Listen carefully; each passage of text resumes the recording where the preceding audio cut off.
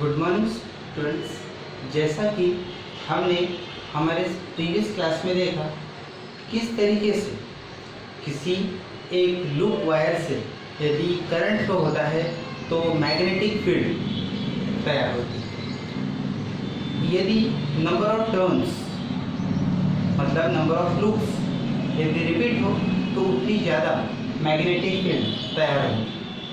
एक ऐसा ही स्ट्रक्चर जो आज हम पढ़ने वाले हैं और वो स्ट्रक्चर है सोलेनॉइड। जी हाँ, सोलेनॉइड एक ऐसा स्ट्रक्चर है जिसमें वायर को वाउंड किया जाता है, किसी कंडक्टर कॉपर वायर को वाउंड किया जाता है टाइटली। ऐसा कॉपर वायर जिसकी रेजिस्टिव कोटिंग हो, उसे एक लूप के फॉर्म में एक वाउंड मतलब लपेट कर एक लूप बनाया जाता है, जस्ट लाइक ए स्प्रिंग। जिस तरीके से कोई स्प्रिंग को जैसे हम प्रेस करते हैं फिर वो रिलीज हो जाती है, वही एक स्ट्रक्चर है जिसे हम एज ए सोलेनॉइड कंसिडर कर सकते हैं। तो जब कभी ऐसा कोई एक copper wire which is tightly wound with A resistive coating, तो ऐसे समय जो स्ट्रक्चर बनता है लाइक अ स्प्रिंग, ऐसे स्प्रिंग लाइक स्ट्रक्चर को हम कहते हैं सोलेनॉइड। सोलेनॉइड का जो डायग्राम है वो यदि हम ड्रॉ करना चाहें तो इस वे से जस्ट लाइक अ स्प्रिंग, इस वे से सोलेनॉइड का स्ट्रक्चर होता है। जब कभी इस सोलेनॉइड से, इस स्ट्रक्चर से जब करंट फ्लो होता है, सीधी सी बात है, करंट फ्लो करने के लिए हमें बैटरी का यूज़ तो करना ही होगा। तो जो हमारा टॉपिक है magnetic field due to the current in a solenoid, मतलब किस तरीके से मैग्नेटिक फील्ड तैयार होंगी यदि हम करंट को फ्लो करवाते हैं ऐसे सोलेनॉइड स्ट्रक्चर से। तो बेसिकली जो बेसिक रिक्वायरमेंट्स है, जो बेसिक कंपोनेंट्स है वो होनी चाहिए। देख सकते हैं आप यहाँ पर ये सोलेनॉइड स्ट्रक्चर है जिसके दो टर्मिनल एस्केप होकर कनेक्टेड है हमारी बैटरी और की को। तो देखिए, जब कभी हम इस सोलेनॉइड स्ट्रक्चर से जब कभी करंट फ्लो कराते हैं with the help of any cell और एनी बैटरी, तब होता ये है कि जिस कारण से मैग्नेटिक फील्ड तैयार होती है, या फिर हम कह सकते हैं मैग्नेटिक लाइंस ऑफ फोर्सेस तैयार होते हैं। अब बात ये आती है मैग्नेटिक लाइंस ऑफ फोर्सेस। तो देखिए, ये अगर सोलेनॉइड स्ट्रक्चर है जो कि यहाँ बैटरी से कनेक्टेड है, तो जिस कारण से जब यहाँ से करंट फ्लो होगा तो उस करंट के फ्लो होने के कारण देखिए ये है मैग्नेटिक फील्ड। उसके अंदर में सोलेनॉइड स्ट्रक्चर के अंदर में ये मैग्नेटिक फील्ड या फिर मैग्नेटिक लाइंस ऑफ फोर्सेस तैयार होंगे।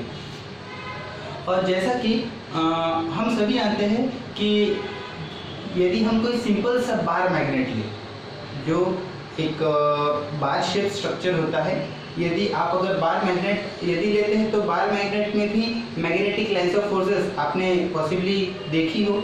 तो हमारे ये सोलेनॉइड का जो स्ट्रक्चर है और इसकी जो मैग्नेटिक लाइंस ऑफ फोर्सेस है और जो बार मैग्नेट के लाइंस ऑफ फोर्सेस है लगभग वो सेम है। जैसे हम अगर ये कहें कि ये अगर हमारा बार मैग्नेट है तो एक होता है जैसे इसमें नॉर्थ पोल, एक होता है साउथ पोल, तो ये है आपके मैग्नेटिक लाइंस ऑफ फोर्सेस। तो यहाँ पर भी सोलेनॉइड स्ट्रक्चर में भी उसी वे से जैसे बार मैग्नेट में लाइंस ऑफ फोर्सेस तैयार होती है, यहाँ पर भी मैग्नेटिक लाइंस ऑफ फोर्सेस तैयार होंगी। और इसके अलावा ये जो सोलेनॉइड स्ट्रक्चर है, ये सोलेनॉइड स्ट्रक्चर जो अंदर से पूरा हॉलो है, पूरा खाली है, और जिसमें से magnetic lines of forces travel कर रही है from the direction south to north. जी हाँ, ये भी एक जो डायरेक्शन की अगर हम बात करें तो मैग्नेटिक लाइंस ऑफ फोर्सेस का direction from south to the north ये होता है। तो यदि हम इस सोलेनॉइड स्ट्रक्चर में अगर ओपन एंड की बात करें, मतलब ओपन खुले साइड की बात करें जो दोनों साइड से है, तो एक ओपन एंड रिप्रेजेंट करता है हमारे मैग्नेटिक नॉर्थ पोल को और दूसरा रिप्रेजेंट करता है मैग्नेटिक साउथ पोल को। तो इस तरीके से हम बोल सकते हैं कि जो मैग्नेटिक लाइंस ऑफ फोर्सेस है इस तरीके से ट्रैवल करती है। और इसके अलावा जो हम सोलेनॉइड का स्ट्रक्चर कंसिडर करेंगे, ये सोलेनॉइड का जो स्ट्रक्चर है इसके अंदर में जितनी मैग्नेटिक फील्ड रहेंगी या फिर जितनी मैग्नेटिक लाइंस ऑफ फोर्सेस रहेंगी वो सारी एक दूसरे को पैरेलल रहेंगी।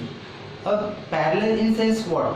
पैरेलल का मतलब ये है कि इस सोलेनॉइड स्ट्रक्चर के अंदर में जितना पोर्शन रहेगा ये इतने पोर्शन में जितनी मैग्नेटिक फील्ड रहेंगी यूनिफॉर्म रहेंगी, एक समान रहेंगी। यस, ये बात भी हमें ध्यान रखनी है कि यदि सोलेनॉइड स्ट्रक्चर के अंदर सारी मैग्नेटिक लाइंस ऑफ फोर्सेस यदि पैरेलल रहती है, इसका मतलब ये कि वहाँ पर किसी भी पॉइंट पर यहाँ इस सोलेनॉइड के अंदर किसी भी पॉइंट पर यदि हम मैग्नेटिक फील्ड यदि हम ऑब्जर्व करें, then we will observe that inside the solenoid structure the magnetic lines of forces और magnetic field is uniform। इस स्ट्रक्चर के अंदर मैग्नेटिक फील्ड एक जैसी रहेंगी। तो देखिए इसमें जो पॉइंट्स है हमें याद रखने वाले वो क्या है। सबसे पहली बात, हमें एक सोलेनॉइड स्ट्रक्चर लेना है जिसे हमें कनेक्ट करना है बैटरी से। बैटरी जैसे हम ऑन करेंगे यहाँ से करंट फ्लो होगा, करंट फ्लो होते हुए जैसा करंट फ्लो होगा इस लूप वायर से या फिर सोलेनॉइड स्ट्रक्चर से, तो इसके अंडर में तैयार होंगे मैग्नेटिक लाइंस ऑफ फोर्सेस, और मैग्नेटिक लाइंस ऑफ फोर्सेस जो इसके अंदर तैयार होंगे वो एक दूसरे को पैरेलल रहेंगे। और पैरेलल अगर रहते हैं मतलब उसके अंदर इस रीजन में सभी मैग्नेटिक फील्ड यूनिफॉर्म रहेंगी, मतलब the intensity of magnetic field is same और यूनिफॉर्म। इस तरीके से ये जो टॉपिक है magnetic field due to the current in a solenoid structure is quite interesting. I hope you will fully understand this particular topic।